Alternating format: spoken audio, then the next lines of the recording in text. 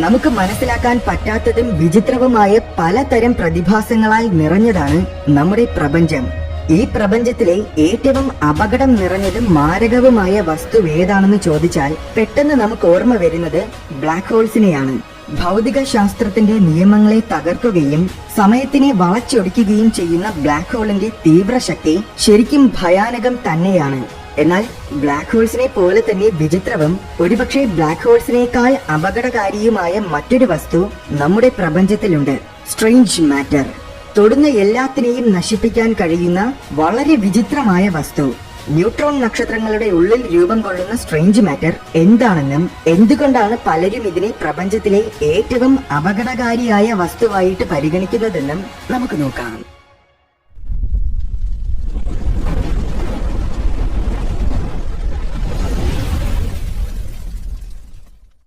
Strange matter എന്താണെന്ന് മനസ്സിലാക്കുന്നതിന് മുൻപ് ക്വാർക്സിനെ കുറിച്ച് മനസ്സിലാക്കണം. എല്ലാ വസ്തുക്കളും നിർമ്മിതമായിരിക്കുന്നത് ആറ്റംസ് എന്ന കണികകളാലാണ്. ഈ ആറ്റംസ് നിർമ്മിതമായിരിക്കുന്നത് പ്രോട്ടോൺസ്, ന്യൂട്രോൺസ്, ഇലക്ട്രോൺസ് എന്നീ ചെറു കണികകളാലാണ്. ഇതിൽ പ്രോട്ടോൺസിന്റെയും ന്യൂട്രോൺസിന്റെയും ഉള്ളിലുള്ള പദാർത്ഥമാണ് ക്വാർക്കുകൾ. നമ്മൾ ഇതുവരെ കണ്ടുപിടിച്ചിട്ടുള്ള ഏറ്റവും ചെറിയ പദാർത്ഥമാണ് ക്വാർക്കുകൾ. പലതരം ക്വാർക്കുകളുണ്ട്, പക്ഷേ അതിൽ 2 തരമാണ് പ്രധാനപ്പെട്ടത്: അപ്പ് ക്വാർക്കും ഡൗൺ ക്വാർക്കും. ഈ 2 തരം ക്വാർക്സ് ഒഴികെ ബാക്കിയെല്ലാം തീരെ അൺസ്റ്റേബിൾ ആയ അഥവാ സ്ഥിരതയില്ലാത്തവയാണ്. അതായത് സാധാരണഗതിയിൽ അവ പെട്ടെന്ന് തന്നെ നശിച്ചു പോകും. ഈ ക്വാർക്കുകൾ ഒരിക്കലും തനിയെ നിൽക്കാറില്ല, പകരം ഒന്നിൽ കൂടുതലുള്ള കൂട്ടമായിട്ട് മാത്രമേ നിൽക്കുകയുള്ളൂ. ഉദാഹരണത്തിന്, പ്രോട്ടോൺസിന്റെ ഉള്ളിൽ 3 ക്വാർക്കുകളുണ്ട്. 2 അപ്പ് ക്വാർക്സും 1 ഡൗൺ ക്വാർക്കും. ഈ 3 ക്വാർക്കുകളെയും തമ്മിൽ ബന്ധിപ്പിച്ചിരിക്കുന്നത് ഗ്ലൂവോൺസ് എന്ന ഒരു ശക്തിയാണ്. ഈ ഗ്ലൂവോൺസിനെ ഭേദിച്ച് നമുക്കൊരിക്കലും ക്വാർക്കുകളെ തമ്മിൽ പിരിക്കാനാകില്ല. അതിനെ പിരിക്കാൻ ശ്രമിച്ചാൽ അതിലുള്ള ഗ്ലൂവോൺസ് കൂടുതൽ ശക്തമായിട്ട് ക്വാർക്കുകളെ ചേർത്ത് നിർത്തുകയാണ് ചെയ്യുന്നത്. എന്നാൽ അതിലേക്ക് നമ്മൾ വീണ്ടും കൂടുതൽ ഊർജം ഉപയോഗിച്ച് അതിനെ വേർപിരിക്കാൻ ശ്രമിച്ചാൽ അതേ ഊർജത്തിനെ തന്നെ ഉപയോഗിച്ച് അവ പുതിയ ക്വാർക്കുകളെ നിർമ്മിക്കും. ചുരുക്കി പറഞ്ഞാൽ ക്വാർക്കുകളെ തമ്മിൽ പിരിക്കുക എന്നത് ഏകദേശം അസാധ്യമായ കാര്യമാണ്. ഏകദേശം എന്ന് പറയാൻ ഒരു കാരണമുണ്ട്. എന്താണെന്നാൽ വളരെ വളരെ ഉയർന്ന താപനിലയിൽ, അതായത് കൃത്യമായിട്ട് പറഞ്ഞാൽ 1,00,000 കോടി ഡിഗ്രി സെൽഷ്യസിന് മുകളിലുള്ള താപനിലയിലേക്ക് ക്വാർക്കുകളെ കൊണ്ടുപോയാൽ ക്വാർക്കുകൾ പിരിഞ്ഞ് ഉരുകാൻ തുടങ്ങും. അങ്ങനെ ഉരുകി ആറ്റംസ് ഒന്നുമില്ലാതെ വെറും ക്വാർക്കുകളായിട്ട് മാറുന്ന പദാർത്ഥത്തിനെയാണ് ക്വാർക്ക് മാറ്റർ എന്ന് പറയുന്നത്. പ്രപഞ്ചമുണ്ടായ സമയത്തിൽ പദാർത്ഥങ്ങളെല്ലാം ഈ രൂപത്തിലായിരുന്നുവെന്നാണ് കരുതുന്നത്. കാരണം ക്വാർക്ക് മാറ്ററിന് രൂപം കൊള്ളാൻ ആവശ്യമായ താപനിലയും സമ്മർദ്ദവും ഉണ്ടായിരുന്നത് അപ്പോൾ മാത്രമായിരുന്നു. ഈ ഒരു കാരണം കൊണ്ടാണ് ക്വാർക്ക് മാറ്ററിനെ കുറിച്ച് പഠിക്കാൻ ശാസ്ത്രജ്ഞർ ശ്രമിക്കുന്നത്. കാരണം ഇതിനെക്കുറിച്ച് കൂടുതൽ പഠിക്കുമ്പോൾ ഒരുപക്ഷെ പ്രപഞ്ചത്തിന്റെ തുടക്കത്തിനെ കുറിച്ചും നമുക്ക് എന്തെങ്കിലും മനസ്സിലാക്കാൻ കഴിഞ്ഞേക്കാം. പക്ഷേ എങ്ങനെയാണ് നമുക്ക് ക്വാർക്ക് മാറ്ററിനെ നിരീക്ഷിക്കാൻ കഴിയുക? എവിടെയാണ് അതുള്ളത്? ക്വാർക്ക് മാറ്ററിന് രൂപം കൊള്ളാൻ ആവശ്യമായ താപനില പ്രപഞ്ചത്തിൽ മറ്റു പലയിടങ്ങളിലുമുണ്ട്. അതാണ് ന്യൂട്രോൺ നക്ഷത്രങ്ങളുടെ കോർ ഭാഗങ്ങൾ. ബ്ലാക്ക് ഹോൾസ് കഴിഞ്ഞാൽ പ്രപഞ്ചത്തിലെ ഏറ്റവും ഡെൻസിറ്റി അഥവാ സാന്ദ്രത കൂടിയ വസ്തുവാണ് ന്യൂട്രോൺ നക്ഷത്രങ്ങൾ. ന്യൂട്രോൺ നക്ഷത്രത്തിൽ നിന്നും 1 സ്പൂൺ പദാർത്ഥം എടുത്താൽ തന്നെ അതിന് 400 കോടി ടൺസ് ഭാരമുണ്ടായിരിക്കും. നമ്മുടെ സൂര്യനേക്കാൾ വളരെയധികം മാസ് കൂടിയ നക്ഷത്രങ്ങളിൽ അവയുടെ ഉള്ളിലുള്ള ഇന്ധനം തീരുമ്പോൾ സൂപ്പർനോവ എന്ന മഹാവിസ്ഫോടനത്തിലൂടെ അവ നശിക്കും. അങ്ങനെ നശിക്കുമ്പോഴും അവയുടെ കോർ ഭാഗം നശിക്കില്ല. പകരം അതിശക്തമായ ഗുരുത്വാകർഷണ ബലം കാരണം കോർ ഭാഗം ചുരുങ്ങും. അങ്ങനെ ചുരുങ്ങുന്ന സമയത്തിൽ കോർ ഭാഗത്തിൽ വളരെ വലിയ സമ്മർദ്ദം അനുഭവപ്പെടും. നമ്മുടെ സൗരയൂഥത്തിൽ സൂര്യനും ഗ്രഹങ്ങളുമൊക്കെ നിലനിൽക്കുന്ന രീതിയിലാണ് ആറ്റത്തിലുള്ള ന്യൂക്ലിയസും ഇലക്ട്രോൺസും നിലനിൽക്കുന്നത്. അതായത് അത്രയേറെ ശൂന്യത ആറ്റത്തിന്റെ ഉള്ളിലുണ്ട്. പക്ഷേ കോർ ഭാഗത്തിൽ ആറ്റംസിൽ അനുഭവപ്പെടുന്ന സമ്മർദ്ദം താങ്ങാനാകാതെ ആറ്റംസിലുള്ള ഇലക്ട്രോൺസ് പോലും ഞെരിഞ്ഞമരുകയും അത് ചെന്ന് അതിന്റെ ന്യൂക്ലിയസിൽ ഇടിക്കുകയും ചെയ്യും. അപ്പോൾ ന്യൂക്ലിയസിലുള്ള പ്രോട്ടോൺസും ഇലക്ട്രോൺസും ചേർന്ന് അത് ന്യൂട്രോൺസ് ആയിട്ട് മാറും. അങ്ങനെ സൂപ്പർനോവ എന്ന മഹാവിസ്ഫോടനത്തിൽ അവശേഷിക്കുന്ന ഈ കോർ മുഴുവൻ ന്യൂട്രോൺസ് മാത്രമുള്ള വസ്തുവായിട്ട് മാറും.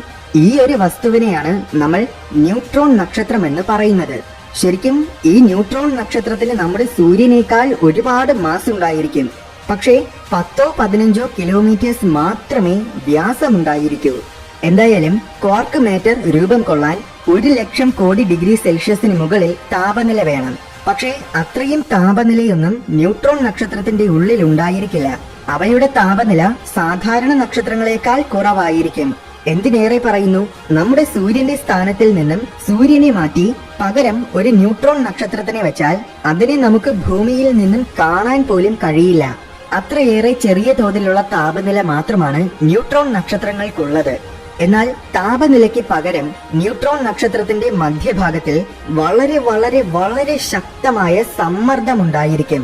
ഈ അതിഭീകരമായ സമ്മർദ്ദം കാരണം ന്യൂട്രോൺ നക്ഷത്രത്തിന്റെ കോർ ഭാഗത്തിലുള്ള ന്യൂട്രോൺസിന്റെ ഉള്ളിലുള്ള ക്വാർക്സ് മുഴുവൻ വേർപിരിഞ്ഞ് കോർ ഭാഗം മുഴുവൻ ഒരു ക്വാർക്ക് മാറ്റർ ആയിട്ട് മാറും.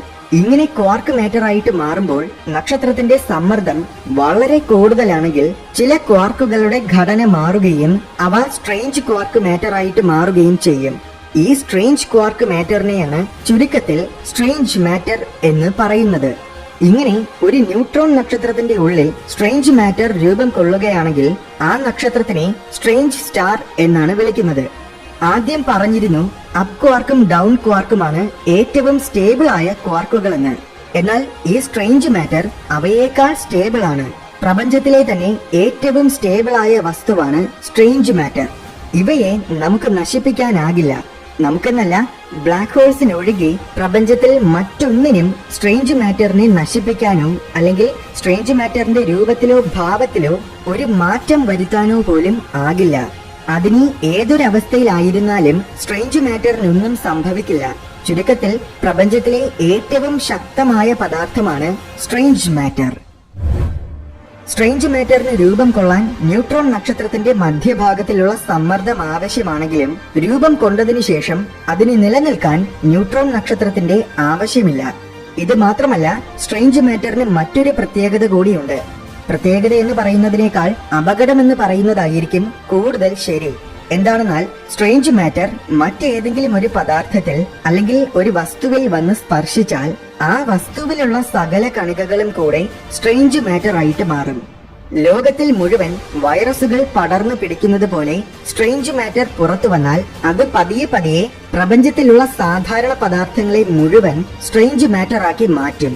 അങ്ങനെ നമ്മുടെ പ്രപഞ്ചം ഒരു സ്ട്രേഞ്ച് യൂണിവേഴ്സ് ആയി മാറും. സ്ട്രേഞ്ച് മാറ്ററിനെ നശിപ്പിക്കാൻ ഒരേ ഒരു മാർഗം മാത്രമേയുള്ളൂ, അതിനെ ബ്ലാക്ക് ഹോളിൽ കൊണ്ടുപോയി നിക്ഷേപിക്കുക. എന്നാൽ ശരിക്കും നമ്മൾ സ്ട്രേഞ്ച് മാറ്ററിനെ പേടിക്കേണ്ട കാര്യമുണ്ടോ? കാരണം സ്ട്രേഞ്ച് മാറ്റർ നിലനിൽക്കുന്നത് ന്യൂട്രോൺ നക്ഷത്രങ്ങളുടെ ഉള്ളിലല്ലേ. അങ്ങനെയെങ്കിൽ അവയ്ക്ക് പുറത്തു വരാൻ കഴിയില്ലല്ലോ. നിർഭാഗ്യവശാൽ അവയ്ക്ക് ന്യൂട്രോൺ നക്ഷത്രങ്ങളിൽ നിന്നും പുറത്തു കടക്കാനുള്ള മാർഗങ്ങൾ ഉണ്ട്.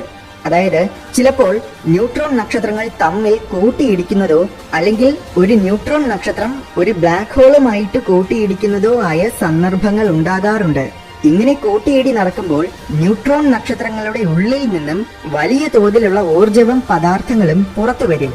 അങ്ങനെ പുറത്തു വരുന്ന പദാർത്ഥങ്ങളിൽ ഒരുപക്ഷെ സ്ട്രേഞ്ച് മാറ്ററും ഉണ്ടായിരിക്കാനുള്ള സാധ്യതയുണ്ട്. അത് ചിലപ്പോൾ വളരെ ചെറിയൊരു കഷ്ണം മാത്രമായിരിക്കാം. സ്ട്രേഞ്ച്ലെറ്റ്സ് എന്നാണ് ഇത്തരം ചെറിയ സ്ട്രേഞ്ച് മാറ്റർ കഷ്ണങ്ങളെ പറയുന്നത്. ചെറുതെന്ന് പറയുമ്പോൾ ചിലപ്പോൾ ഇതിനൊരു ചെറിയ കടുക് മണിയുടെ അത്ര വലിപ്പം മാത്രമേ ഉണ്ടായിരിക്കുകയുള്ളൂ. പക്ഷേ വലിപ്പം കണ്ട് അതിനെ നിസ്സാരമായിട്ട് കരുതാനാകില്ല. എന്തെന്നാൽ ഭൂമിയെ മുഴുവൻ നശിപ്പിക്കാൻ ഒരൊറ്റ ആറ്റത്തിന്റെ അത്ര വലിപ്പമുള്ള തീരെ ചെറിയൊരു സ്ട്രേഞ്ച്ലെറ്റ് മതി. അങ്ങനെ ഒരു സ്ട്രേഞ്ച്ലെറ്റ് വന്ന് ഭൂമിയിൽ പതിച്ചാൽ പതിയെ പതിയെ ഭൂമി മുഴുവൻ ഒരു സ്ട്രേഞ്ച് മാറ്റർ ആയിട്ട് മാറുകയും ചുരുങ്ങുകയും ചെയ്യും. 12,742 കിലോമീറ്റർ വ്യാസമുള്ള ഭൂമി മുഴുവൻ ചെറിയൊരു വാഹനത്തിന്റെ അത്ര വലിപ്പമുള്ള സ്ട്രേഞ്ച് മാറ്റർ ആയിട്ട് മാറും. നമ്മുടെ സൂര്യനിലാണ് ഒരു സ്ട്രേഞ്ച്ലെറ്റ് വന്ന് പതിക്കുന്നതെങ്കിൽ അതൊരു സ്ട്രേഞ്ച് സ്റ്റാർ ആയിട്ട് മാറും. 14 ലക്ഷം കിലോമീറ്റർ വ്യാസമുള്ള സൂര്യൻ വെറും 10 കിലോമീറ്റർ മാത്രം വലിപ്പമുള്ള ചെറിയൊരു സ്ട്രേഞ്ച് സ്റ്റാർ ആയിട്ടായിരിക്കും മാറുന്നത്. പക്ഷേ ഇങ്ങനെ വലിപ്പം കുറയുമ്പോഴും ഈ വസ്തുക്കളുടെ ഒന്നും മാസിന് യാതൊരു വ്യത്യാസവും വരുന്നില്ല. അതിനാൽ തന്നെ ഭൂമി ഒരു സ്ട്രേഞ്ച് മാറ്റർ ആയിട്ട് മാറിയാൽ അപ്പോഴും ചന്ദ്രൻ പഴയതുപോലെ തന്നെ ഭൂമിയെ വലം വയ്ക്കും. പക്ഷേ അത് കാണാൻ കാറിന്റെ അത്ര വലിപ്പമുള്ള ഭൂമിയിൽ ആരും ഉണ്ടായിരിക്കില്ല എന്ന് മാത്രം. അതുപോലെ തന്നെ സൂര്യനാണ് സ്ട്രേഞ്ച് സ്റ്റാർ ആയിട്ട് മാറുന്നതെങ്കിലും നമ്മുടെ ഭൂമിയും ചന്ദ്രനും സൗരയൂഥത്തിലെ മറ്റെല്ലാ വസ്തുക്കളും പഴയതുപോലെ തന്നെ സൂര്യന് ചുറ്റും ഭ്രമണം ചെയ്തുകൊണ്ടിരിക്കും. പക്ഷേ അപ്പോൾ സൂര്യന് പ്രകാശമുണ്ടായിരിക്കില്ല. അതുകൊണ്ട് സൗരയൂഥം മുഴുവൻ ഇരുട്ടിലാകും. ചെറിയ വൈറസുകളെ പോലെ സ്ട്രേഞ്ച്ലെറ്റുകളെയും നമുക്ക് കാണാൻ കഴിയില്ല. അതിനാൽ തന്നെ നമ്മുടെ ഭൂമിയെ ലക്ഷ്യമിട്ട് ഇപ്പോൾ ഒരു സ്ട്രേഞ്ച്ലെറ്റ് ഭൂമിക്ക് നേരെ വരുന്നുണ്ടെങ്കിലും അത് വന്ന് ഭൂമിയിൽ പതിക്കുമ്പോഴല്ലാതെ അതിനെ നമുക്ക് കാണാനാകില്ല. ചില ശാസ്ത്രജ്ഞർ പറയുന്നത് ഒരുപക്ഷെ നമ്മുടെ പ്രപഞ്ചം മുഴുവൻ ഇത്തരം സ്ട്രേഞ്ച്ലെറ്റുകൾ നിറഞ്ഞതായിരിക്കും. വലിപ്പം കുറവായതിനാൽ അവയെ നമുക്ക് കാണാൻ പറ്റാത്തതാണ്. പ്രപഞ്ചമുണ്ടായ സമയത്തിൽ, അതായത് ബിഗ് ബാങ് സംഭവിച്ച അവസരത്തിൽ പ്രപഞ്ചം മുഴുവൻ അത്യധികം ചൂടായിരുന്നു, ഒപ്പം അതിശക്തമായ സമ്മർദ്ദവും. അതുകൊണ്ട് ബിഗ് ബാങ്ങിന്റെ സമയത്തിൽ സ്ട്രേഞ്ച് മാറ്റർ ധാരാളം ഉണ്ടായി കാണും. അങ്ങനെയെങ്കിൽ സ്പേസിൽ മുഴുവൻ സ്ട്രേഞ്ച്ലെറ്റ്സ് ഉണ്ടായിരിക്കും. ഒരുപക്ഷെ നക്ഷത്രങ്ങളെ ഒരുമിച്ച് പിടിച്ചു നിർത്തി ഗാലക്സികളായിട്ട് നിലനിർത്തുന്ന ഡാർക്ക് മാറ്റർ എന്ന അജ്ഞാത വസ്തു ചിലപ്പോൾ ഈ സ്ട്രേഞ്ച് മാറ്റർ ആയിരിക്കാം. എന്നുവെച്ച് ഡാർക്ക് മാറ്ററും സ്ട്രേഞ്ച് മാറ്ററും ഒന്ന് തന്നെയാണെന്ന് ഇപ്പോൾ നമുക്ക് തീർച്ചപ്പെടുത്താനാകില്ല. അതിനുള്ള തെളിവുകൾ ഒന്നും തന്നെ ഇതുവരെ നമുക്ക് ലഭിച്ചിട്ടില്ല. അതുപോലെ തന്നെ നമ്മുടെ സൗരയൂഥത്തിൽ ഒരിടത്തും സ്ട്രേഞ്ച് മാറ്ററിന്റെ യാതൊരു അടയാളവും നമുക്ക് ഇതുവരെ കിട്ടിയിട്ടില്ല. അതുകൊണ്ട് എന്തായാലും തൽക്കാലം നമ്മൾ സ്ട്രേഞ്ച് മാറ്ററിനെ പേടിക്കേണ്ട കാര്യമില്ല.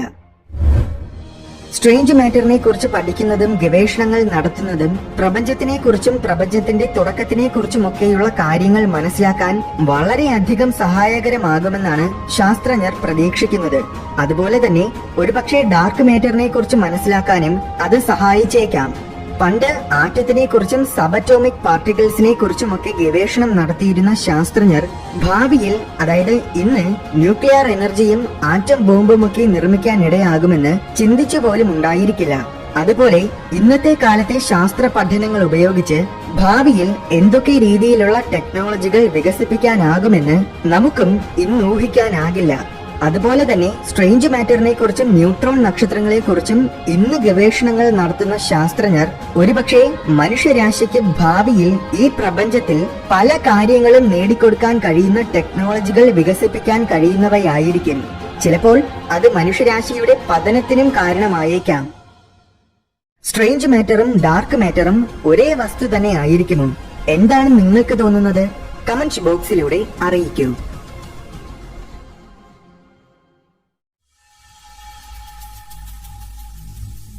വീഡിയോ ഇഷ്ടമായെങ്കിൽ ലൈക്ക് ചെയ്യണമെന്നും ഇതുപോലെ കൗതുകവും വിജ്ഞാനവും നിറഞ്ഞ കൂടുതൽ വീഡിയോസ് കാണാനായിട്ട് ഈ ചാനൽ മറക്കാതെ സബ്സ്ക്രൈബ് ചെയ്യണമെന്നും ഓർമ്മിപ്പിക്കുന്നു.